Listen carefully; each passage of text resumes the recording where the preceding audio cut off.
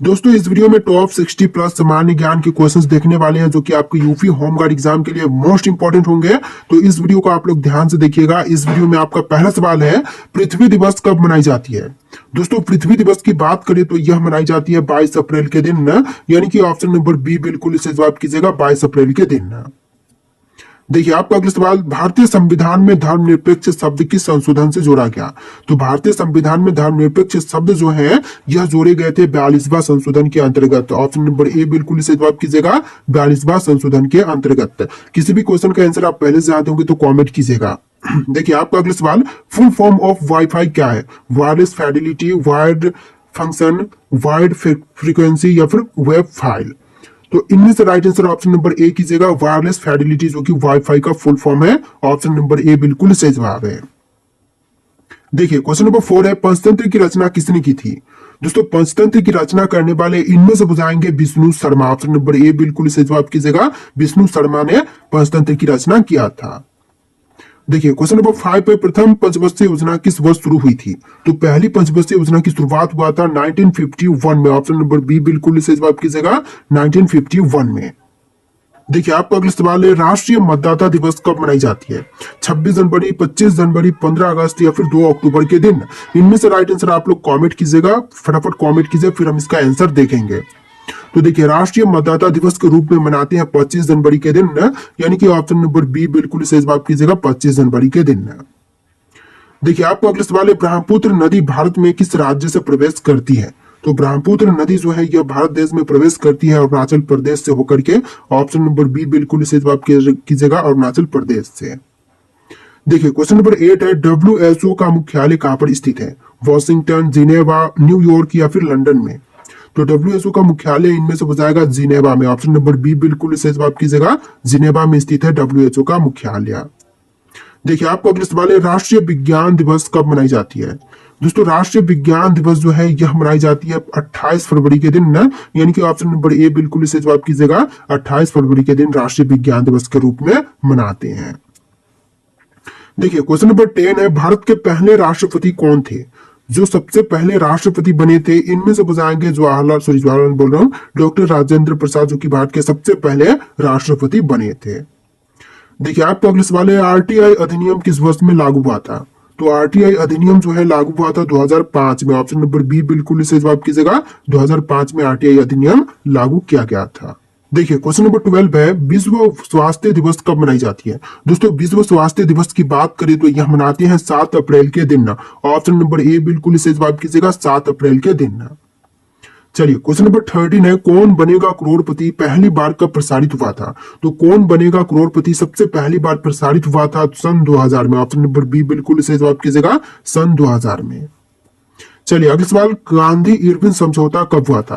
तो गांधी इरविन समझौता हुआ था 2000 बोल रहा हूँ 1931 में। ऑप्शन नंबर सी बिल्कुल इसे जवाब कीजिएगा, 1931 में गांधी इरविन समझौता हुआ था। देखिए आपका अगला सवाल है, राज्यपाल की नियुक्ति कौन करता है। दोस्तों राज्यपाल की नियुक्ति इनमें से कौन करते हैं, प्रधानमंत्री, राष्ट्रपति, मुख्यमंत्री या फिर न्यायपालिका। तो राज्यपाल की नियुक्ति करते हैं राष्ट्रपति। ऑप्शन नंबर बी बिल्कुल सही जवाब हो जाएगा, राष्ट्रपति। देखिए आपका अगला सवाल, मनुष्य के शरीर में सबसे बड़ी ग्रंथि कौन सी है। तो मनुष्य के शरीर की सबसे बड़ी ग्रंथि है लीवर। ऑप्शन नंबर बी बिल्कुल सही जवाब कीजिएगा, लीवर जो की सबसे बड़ी ग्रंथि होती है। देखिए आपका अगला सवाल, यूएनओ का यूएनओ का मुख्य उद्देश्य क्या है। तो यूएनओ का मुख्य उद्देश्य इनमें से हो जाएगा दुनिया में शांति बनाए रखना। ऑप्शन नंबर बी बिल्कुल सही जवाब कीजिएगा, दुनिया में शांति बनाए रखना। देखिए क्वेश्चन नंबर 18 है, भारत में सबसे पहला आईआईटी कहां पर स्थापित हुआ था। तो सबसे पहला आईआईटी जो है स्थापित हुआ था खड़गपुर में। ऑप्शन नंबर सी बिल्कुल सही जवाब कीजिएगा, खड़गपुर में सबसे पहला आईआईटी स्थापित की गई थी। चलिए आपका अगला सवाल है, राष्ट्रीय खेल दिवस किसके याद में मनाई जाती है। तो राष्ट्रीय खेल दिवस जो है इनमें से मनाते हैं option number C major Dhyanchand के याद में। ऑप्शन नंबर सी बिल्कुल सही जवाब कीजिएगा। चलिए आपका अगला सवाल, जनसंख्या नियंत्रण किस नीति से जुड़ा हुआ है। तो जनसंख्या नियंत्रण जो है इनमें से जुड़ा हुआ है स्वास्थ्य नीति से। ऑप्शन बी बिल्कुल सही जवाब हो जाएगा, स्वास्थ्य नीति। देखिए क्वेश्चन नंबर 21 है, भारतीय राष्ट्रीय ध्वज में केसरिया रंग क्या दर्शाता है। तो राष्ट्रीय ध्वज में केसरिया रंग दर्शाती है बलिदान और साहस को, यानी कि ऑप्शन बी बिल्कुल सही जवाब कीजिएगा, बलिदान और साहस को दर्शाती है राष्ट्रीय ध्वज में केसरिया रंग। चलिए क्वेश्चन नंबर 22 है, ब्लूटूथ किससे संबंधित है? दोस्तों ब्लूटूथ जो है इनमें से संबंधित है संचार तकनीक से। ऑप्शन नंबर बी बिल्कुल सही जवाब कीजिएगा, संचार तकनीक से।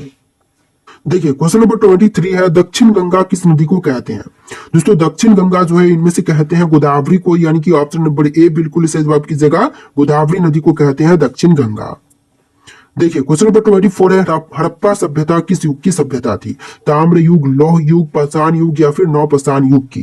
राइट आंसर फटाफट कमेंट कीजिए, फिर हम इसका सवाल का आंसर देखेंगे। तो हड़प्पा सभ्यता जो है यह था ताम्र युग की सभ्यता। ऑप्शन नंबर ए बिल्कुल सही जवाब कीजिएगा, ताम्र युग की सभ्यता। चलिए क्वेश्चन नंबर 25 है, इसरो के पहले अध्यक्ष कौन थे?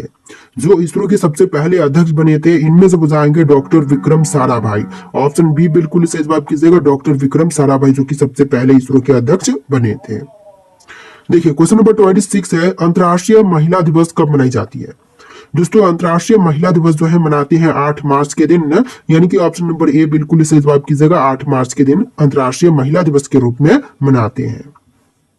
देखिए आपको अगला सवाल, नोबेल पुरस्कार किस देश द्वारा दिया जाता है? तो नोबेल पुरस्कार का वितरण जो है इनमें से करती है स्वीडन। ऑप्शन नंबर बी बिल्कुल सही जवाब कीजिएगा, स्वीडन नोबेल पुरस्कार का वितरण करती है। देखिए क्वेश्चन नंबर 28 है, नंदन वन किस राज्य में स्थित है?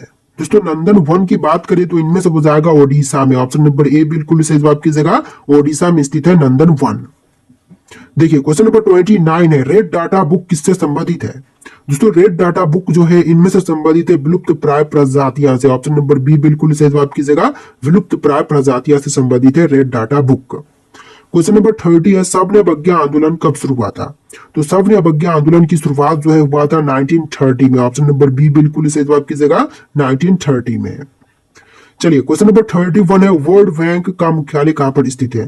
तो वर्ल्ड बैंक का मुख्यालय जो है इनमें से हो जाएगा वॉशिंगटन डीसी में। ऑप्शन बी बिल्कुल सही जवाब कीजिएगा, वॉशिंगटन डीसी में। इस वीडियो को आप लोग लाइक कर लेना दोस्तों। टोटल इस वीडियो में 60+ सामान्य ज्ञान के क्वेश्चंस होंगे।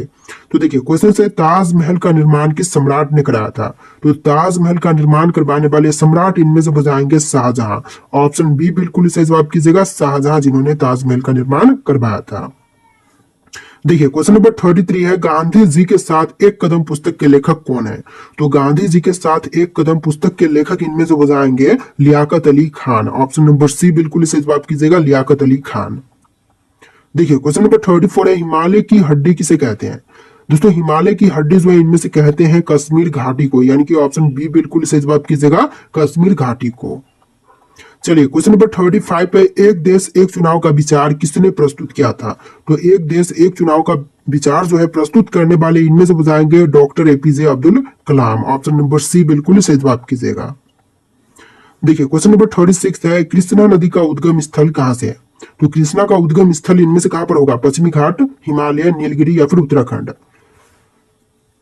तो राइट आंसर यहाँ पर ऑप्शन ए कीजिएगा, पश्चिमी घाट जो कि कृष्णा नदी का उद्गम स्थल है। चलिए क्वेश्चन नंबर 37 है, लून लाखेर किस प्रकार की खगोलीय घटना है?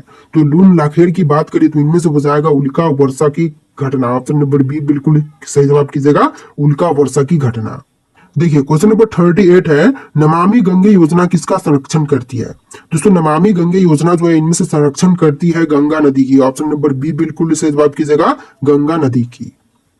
चलिए क्वेश्चन नंबर 39 है, द्रविड़ किस भाषा परिवार से संबंधित है? दोस्तों द्रविड़ जो है इनमें से संबंधित है द्रविड़ीय से। ऑप्शन बी बिल्कुल सही जवाब कीजिएगा, द्रविड़ीय से। देखिए आपको अगला सवाल है, फूलों की घाटी कहां पर स्थित है? दोस्तों फूलों की घाटी जो है इनमें से हो जाएगा उत्तराखंड में। ऑप्शन नंबर बी बिल्कुल सही जवाब कीजिएगा, उत्तराखंड में स्थित है फूलों की घाटी।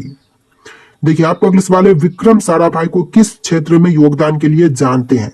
तो विक्रम साराभाई को जाना जाता है इनमें से विज्ञान और अंतरिक्ष के क्षेत्र में विशेष योगदान के लिए। देखिए क्वेश्चन नंबर 48 है, पीपली लाइव फिल्म किस विषय पर आधारित है? तो पीपली लाइव फिल्म जो है इनमें से विषय पर आधारित है किसानों की समस्या पर। ऑप्शन नंबर डी बिल्कुल सही जवाब कीजिएगा, किसानों की समस्या पर।